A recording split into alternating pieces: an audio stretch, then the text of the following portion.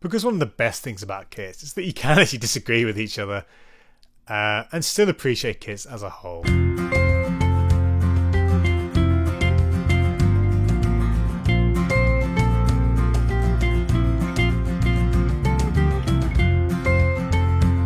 Hey guys, and welcome back to Phil's Corner, the self-proclaimed best football shirt show on YouTube. At least that's what I'm going to call it. But welcome to episode 10 of the show. Thank you to everyone who subscribed since episode 9. And for the feedback on episode 9, had some great comments and lots of people were sharing the video. So thank you to you guys as always. And if you're new to the channel, if you don't know what this is all about, this is basically just a space where I like to talk about shirts, football kits, in all their glory, all the good stuff, all the bad stuff, stuff which I just love to talk about and love to share with you guys. So if you like shirts, if you like football, or even if you don't and you're just curious, welcome. Hope you enjoy your time here. Before I go any further, I want to say thank you to Mystery Football Jerseys, who are once again sponsoring this video. And I've got an exciting announcement to make, because Mystery Football Jerseys are going to be launching an international mystery box. Now, if you don't know who Mystery Football Jerseys are, they're a mystery box service for football kits, and they do really good boxes. The quality of the kits in their boxes is really high. And most excitingly about the new international box, which is coming out next Friday, and is going to be priced at £35. There's going to be, I believe, at least one of the new Japan shirts in the boxes. Now, I don't know, as I say, how many are going to be circulated, but there's at least one. And that new Japan shirt is wonderful. I've got it in my collection. It's almost as good, I would say, as the one next to me, the 2018 shirt. But there'll be a range of shirts that you could get. And as I say, the quality is really good from those guys. So I'll leave a link to the description to their site. And also, they'll be running a giveaway on their Twitter page. So I'll leave a link to the Twitter page and the site. Well worth checking out. As I say, go and look at what they have to offer. Not just the international boxes, they'll have other boxes too. And thanks once again to Mystery Football Jerseys for sponsoring this video. As always, I'm going to just answer a few of your comments from the last video. And just a reminder that if you have any questions about today's video or anything in general about kits, do leave a comment below and I'll get back to a few of them at the start of the next video. But now let's jump to a few that I picked out from episode 9. Firstly, 76 AOK says, "Hey Phil, congrats on crossing 1k. Tell me, what football team do you support and what's your favourite shirt they've ever produced?" Now actually just a few days ago I wrote an article for the National Football Museum talking about my first kit, and actually a lot of people found out then that I support Liverpool, and I'm not from Liverpool, as you can probably tell by my accent, but I've been supporting them since I was a kid, and of course this year has been pretty special. I quite deliberately don't talk about them too much. I'm relatively quiet about my support for them, and I don't pretend to be a diehard fan, but having said that, I have been following them for a long time. I'm not just a bandwagon fan from the last few years. From a kit perspective, it's a cliche, but it's hard to look past the wonderful Fleck design from Adidas, the candy shirt of the late 80s and early 90s, the 89 shirt. I mean, that is most people's favourite Liverpool shirt, so I'm not exactly being controversial there. But yeah, Liverpool are certainly my favourite team. And it's not a bad time to say that at the moment, is it? Mikey Barrett asks, will you still be doing the kit reviews on footy.com? And a couple of people have asked this. Recently, I actually made the jump to go freelance. And you would have seen me writing for Football Shirt Collective and doing loads of other promotional work for different companies. So I'm basically a free agent, as I say, mostly working for Football Shirt Collective, but also others. At the moment, there's no plans with Footy, but hopefully in the future I will be doing some content with them. There's a few ideas in the pipeline. I can't really say anything else at this stage. I really enjoyed doing those videos with Stephen. He used to host and edit them, and he was a great tandem in those videos. I used to love the debates we'd have and the discussions we'd had. We covered a lot of kits actually last year. We had this little rating system which I quite enjoyed. So yeah, thank you Mikey and others who've been asking about that. As I say, we'll see in future. One Curly Box says, "Hey Phil, love the videos. Would love to know your tips on how to source old school shirts, 90s and later, like your new Fiorentina Nintendo jersey."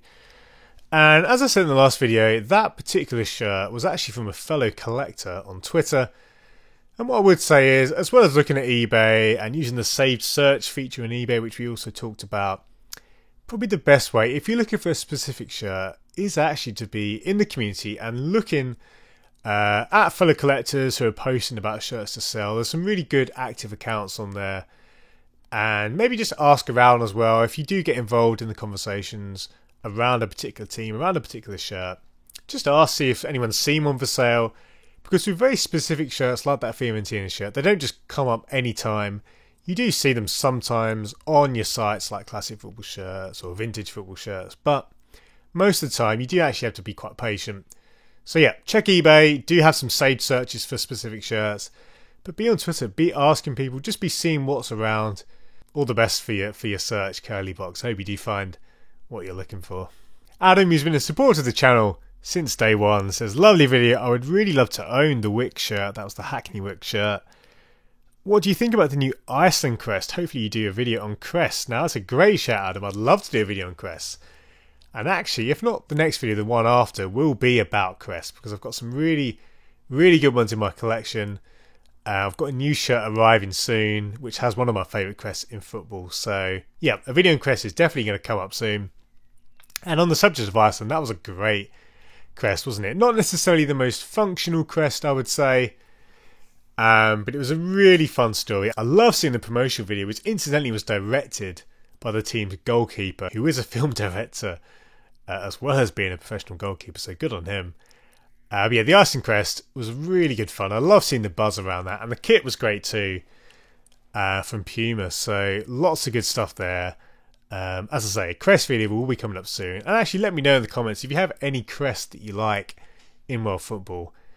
It might just get a mention on the next video too. And finally, Scott Ramos says, Phil, I have one question which I don't get. So, classic football shirts sell this Germany top for like £100, but vintage football shirts sell the same one for 50 in the same size. Now, Scott, this is a really interesting topic because what we've seen a lot in recent months is a lot of discussion around football shirt prices online. Even if you're just a casual observer, you've probably been thinking, hang on a minute, a lot of these shirts seem to be going up in price. And yet, broadly speaking, I've definitely noticed an increase in demand for shirts and in turn prices for shirts. Now, to use classic football shirts as an example, there are a lot of shirts on there, and particularly on the higher end of the market, which would have been half the price just a few years ago. But the way the industry has gone, the way people are interested in shirts more and more, has basically meant that they can have much more of a markup on the kits. But at the same time, classic football shirts do a really good job of also providing cheaper shirts, and they are one of the best at providing shirts under £20, under £30. So I don't think classic football shirts are the enemy of football shirt prices. A lot of people do use them as an example. But yes, you're right, Scott, in certain examples you will find a shirt on there, on classic football shirts, that you can find much cheaper elsewhere. So as a general rule, make sure you always shop around. Don't immediately discount classic football shirts or places because you think they're going to be too expensive. They do sometimes have cheaper stuff, but at the same time it's always important to shop around. If I look at my collection, there's not been one place that I've gone to every time. There's so many places, pretty much every retail shop I've bought from at some point. You just have to look around and hopefully you can get the best deal possible for that shirt that you're after. So thanks guys for those comments, and thanks to everyone else who commented on the last video. Before I get into the main subject of today's episode, do subscribe if you're new to the channel, hit that subscribe button. Let's get those subscriber numbers up. Let's push towards 2k subscribers. I'm really keen to see the community grow, and I've got some great plans in the future. So if you subscribe, you'll be the first to know when new stuff is happening and when new episodes drop. And as well as subscribing, it always helps the videos if you like them and share them with your friends as well. But what are we talking about today? We're talking about World Cup shirts. Because it's the summer, despite the slightly patchy weather here today, and there's nothing that I enjoy more than a big summer tournament. Of course, this year was supposed to be the Euros. That's now been postponed to next year. And we won't be getting a World Cup for a couple of years, but I wanted to talk about it because World Cups, or major tournaments in general, are often the places where we first fall in love with football shirts. I was thinking about it a lot this week because of that article I was writing for the Football Museum, thinking about those moments when I first got into kits, and it was probably the 2002 World Cup where I really first started getting into football shirts, or at least recognising them. I think for many people it's the same. When you're kind of 8, 9, 10, and you can really soak in a football tournament for the first time. The kits on the international stage are so much fun. It's often the place where you'll first be exposed to all sorts of brands and of course the different countries with designs you often won't see in your home country, in the clubs of your home country. So there's something magical about World Cup kits or Euros kits. And today I'm just going to talk about kits from 1994 onwards, simply because I didn't want the video to be too long. So we'll go from 94 to 2018. And we won't touch on every kit. I'm just going to pick out my favourite from each tournament and an honourable mention as well. But we'll start with USA 94. Sadly, I was way too young to remember anything about this World Cup, but it is often referred to as a classic in terms of kits. There were so many legendary designs in this World Cup, and it was a World Cup dominated by Adidas. They stole the show with one particular template which was in use for various teams including Sweden and Bulgaria, really showcasing what was great about Adidas in the early to mid-90s. But of course we can't talk about the 94 World Cup without mentioning the USA denim shirt. Now this isn't my personal favourite, but it will be the honourable mention for 94. I don't really have to tell you much about this, do I? You would have seen it. It's the fantastic design, which looks a bit like denim, but the big stars, of course, being pulled from the flag of the country. The fact the team were the host nation as well, of course, only adds to the prestige. It's one of those kits which really helps define a tournament. And of course, kits in the early 90s in general were a lot of fun, so it says a lot about the kit that it stood out at a tournament with so many bold, interesting designs. The USA 94 away kit was really, really good value, but that's not my personal favourite. And my favourite kit of the 94 World Cup actually belongs to Nigeria and their away shirt. Now I love the pattern on this shirt. It's an incredible all-over pattern. The kind of design which would set the internet alight if it was to come out now. I absolutely love the design. It's unique. It's certainly very eye-catching, but it looks great, I think, on the design of the kit, and it goes to the shorts as well. And just the aesthetics of the pattern. You know, not every pattern is created equally. Just having a bold pattern doesn't make it a good kit, but I really like the look of the design. But a great World Cup in general for kits. As I say, USA and Nigeria take my first and second spot, but there were so many I could have picked. Moving now to France 98. This was a really interesting World Cup, because we actually saw Nike in a big way on the world stage. It wasn't as flamboyant as previous World Cups or Euros tournaments from kits, but there were still some really good designs. And we'll start with an honourable mention for Mexico. Now this Mexico 98 kit is a classic. It's the calendar design with the intricate pattern, the really crazy pattern. I mean, I don't really think you can compare this to any other kit in world football. It's the kind of design that just drops your jaw to the floor. It is fantastic. Certainly, again, not one for purists. It's not a simple, clean kit. But I love a design like this. Great design. Bettered, however, by the Japan shirt of 98. Now, Japan, who are going to feature more than once, as you'll be able to guess because of the shirt next to me on this video, are one of those countries who have a great pedigree when it comes to shirts. And it stretches right back to the 90s. The 98 shirt is one of my favourites of all time once again because of the sleeves, because of the flaming sleeves. I absolutely love that design, but it's not just that. There's other little details to it. There's a subliminal pattern featuring flames which goes across the body. And again, from previous videos you'll know I love a good subliminal pattern. And it's just a wonderful design. Now this design in particular for the 98 World Cup was from Asics, a fantastic brand who we don't see a lot now in world football, sadly. Really good stuff. And Mexico were close second. Certainly either of those kits. If I can find either of those, I'll be a very happy man. We'll now move to 2002 and the Japan-South Korea World Cup. Now, for me, this was actually the first World Cup which I could actually take in what was going on. I was just under 10 at the time, and I remember going to school to watch the England-Nigeria game, having breakfast and watching the game at school. And it was the first World Cup where I could actually take in, as I say, the players and the teams. It's moments like Senegal beating France in the opening round, and that really bright Nigeria kit, as I say. South Korea going way further than anyone expected, albeit in very controversial circumstances. I still really enjoy looking back at this. The honourable mention I'm going to give to South Korea. Now, as I say, they went very far in the tournament, reaching the semi-final stage. And their use of the Nike template was really lovely. I love the colours, a relatively light, almost pastel shade of red or pink. It was kind of in between there. I don't know which you describe it as, but I love the shade that they had there. And there was this really nice pattern as well, which they had on both the home and away. And yeah, despite it being a Nike template, the one thing about that template, there were some good variations. Some teams had a triangle by the collar. You had different versions of the side details. There were some which had more than one secondary colour and some only had one. Yeah, across the board, if you looked at those templates, you're not necessarily going to see many differences, but there was still some variation, which does always help with the template to keep it from being stale. And certainly the South Korea variant of that design was my favourite, so I'm going to give them the honourable mention. But number one, it goes to Cameroon. Now, you may know the story where in the lead up to the 2002 World Cup, Puma produced a stunning sleeveless design which shocked the world. Cameroon wore it actually in the African Cup of Nations before the World Cup. FIFA stepped in and basically told them they had to have sleeves on the kit.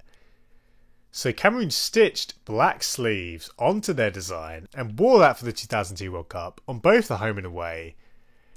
And I absolutely love the story. It's one of my favourite stories in shirts. I absolutely love that Puma tried this because in many ways sometimes you do have to push the boat out, test the boundaries, see what can be made of a football shirt. And it wouldn't be the last time Puma tried something like that. They brought out the onesie kit not long after that as well. But I love the 2002 design, and I didn't actually realise this at the time when I was watching the World Cup. But looking back, I love seeing the pictures of those black sleeves, you know, with the World Cup details on them as well. And just knowing that that was basically a late addition because of an intervention of FIFA. I love a good controversial story like that. And actually the kit, even if you take out the sleeve element of it, I think it's really nice. It's a good design from Puma, who did some really good stuff in the noughties. I love the story behind the kit, and I think to me, if I look back at the 2002 World Cup, that is definitely one of the defining kits of the tournament. Now we'll go to 2006 and the World Cup that was held in Germany. To me, this World Cup is in many ways personified by Puma. They were a manufacturer who, of course, we'd seen in previous World Cups, but they really exploded onto the world stage. Not only did they have a massive stable of teams, including many of the African nations who were there at the tournament, they, of course, clothed the World Cup winners, Italy. So this is in many ways what I remember as the Puma World Cup. I think they did some great stuff. Of course, they weren't the only manufacturer at the tournament, and Adidas once again deserve a mention, because I really like their 2006 template. And my honourable mention will be to Germany, and to the Germany home kit, which I really liked. The design of that, which had really nice framing, which we saw a lot in the noughties, like a lot of the Nike shirts. But for Germany it was particularly good. I love the use of the various colours of the flag in the design there. And it also matched really well with the ball as well, which is Adidas of course. So lovely design for Germany. France of course, who were runners up, had a great version of that design as well. And Argentina as well. There were a few different teams who made great use of that template.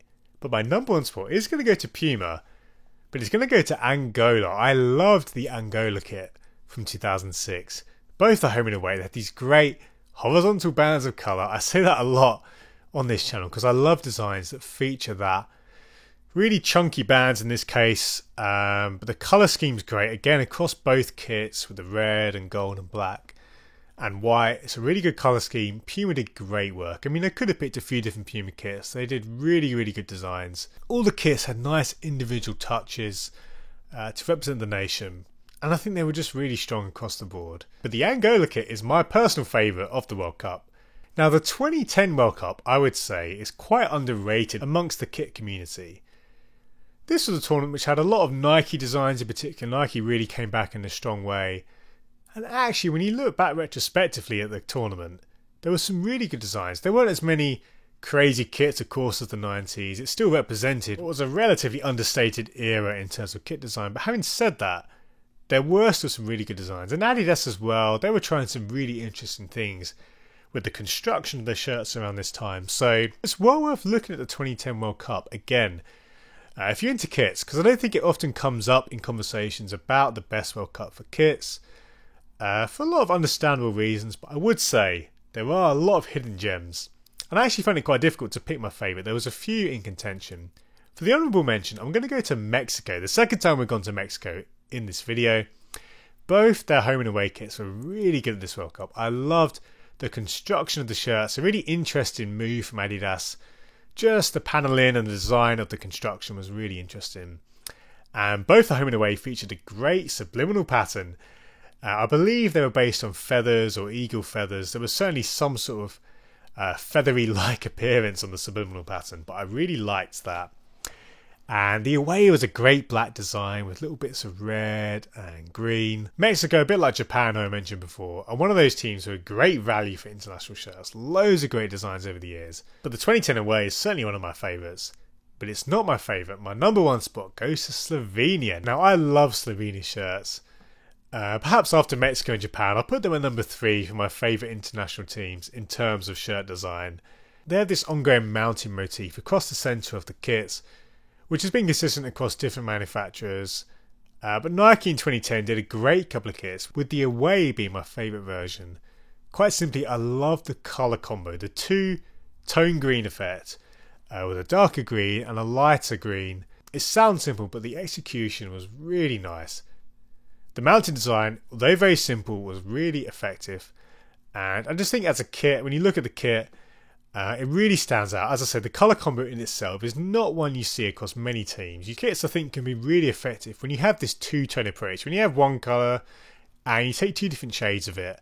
And I think the balance of this particular Slovenia kit is just right from Nike. So that's my favourite, closely followed by the Mexico kits. And yeah, go and check out 2010 because it's a really good World Cup. Certainly one of the best, I would argue, on this list. And a bit of an underrated under the radar tournament for designs. For the penultimate tournament of this video, we're going of course to 2014 in Brazil, and a lot of the best shirts over the years have been defined by one iconic moment or iconic goal.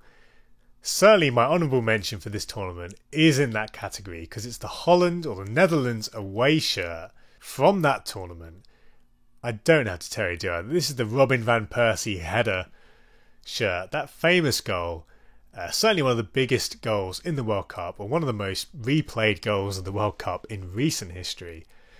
And I love the design from Nike. I am a bit of a Nike fanboy, as you'll know from previous videos. This design is great. The colours are once again really good, which is something Nike do well.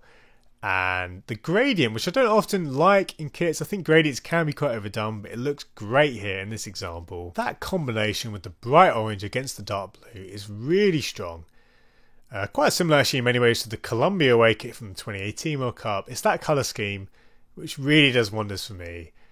But I think the design as well, the underlying geometric design, which is very subtle but it works well with the gradient. And of course with that memorable goal, one of the goals I remember if I think about recent World Cups, that certainly solidifies it for me as an honourable mention.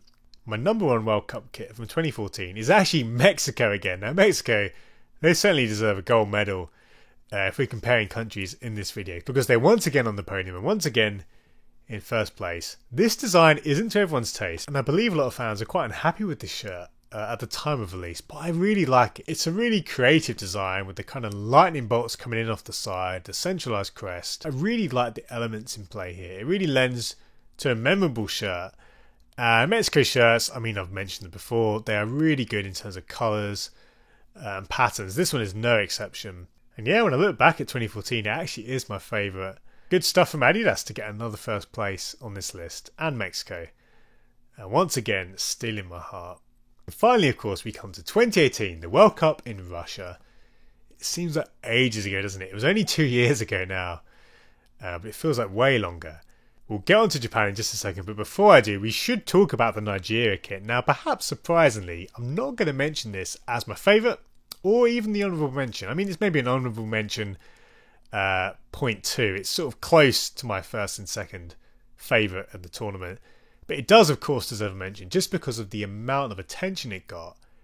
It was one of the few shirts which actually broke into the mainstream media because of the demand, because of the hype around it. It was one of the stories, certainly in football, of 2018, and in shirts, it was probably one of the biggest shirts that's ever been released. You can see the impact in today's kits from how big that release was, from how popular the release was, the demand and the excitement around the design. So one of the most important kits in history. I couldn't mention 2018 without mentioning that kit. I own the kit and I love the design, but it's not actually in my top 2. For me, in second place, I have to put Peru. Now, Peru, with their sash kits, were really, really beautiful. I mean, I don't need to tell you how good sashes can look on a kit, but Peru, I think, really executed the look great with Umbro. Umbro did great work. Just the size of the sash, the placement of the elements. I love the chunky typeface that we saw. The little trim of gold in certain parts of the kit. The way the home and away complemented each other. They were one of the talks of the summer. And I think in many ways, Master Sash has never really gone out of fashion.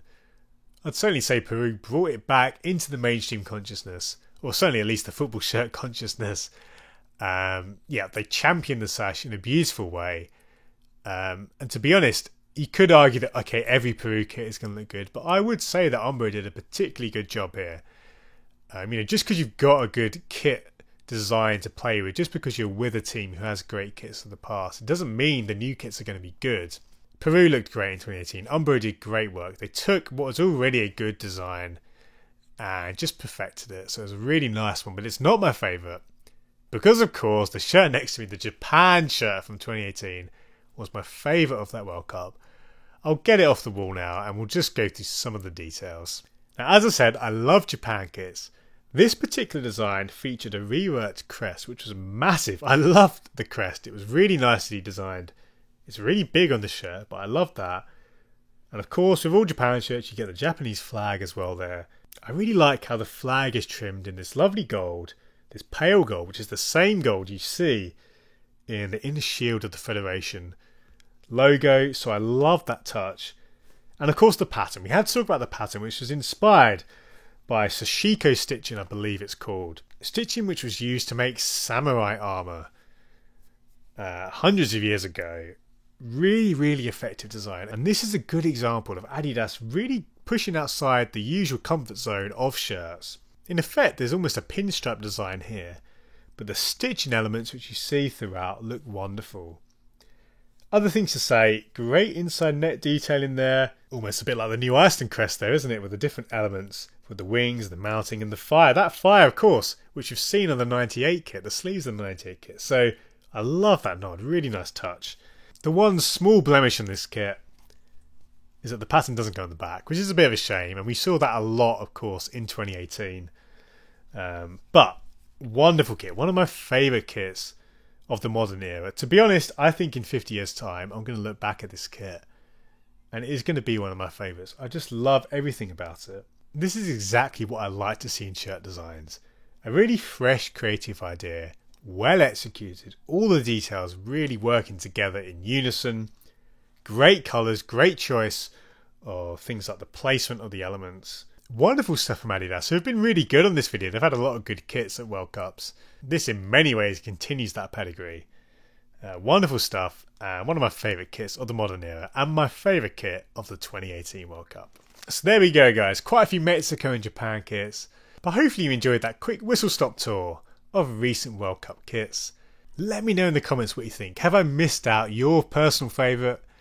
Which of my choices make no sense to you at all? I always love to have some debates. I love to hear what you think. Because one of the best things about kits is that you can actually disagree with each other and still appreciate kits as a whole. Football shirts are just great at summer tournaments and I'm really looking forward to the Euros next year. I have actually done already a bit of a tier list for all the Euros kits that we know of so far. So go and check out that video if you haven't already. But thanks as always for watching. Thanks to Mystery Football Jerseys for sponsoring the video.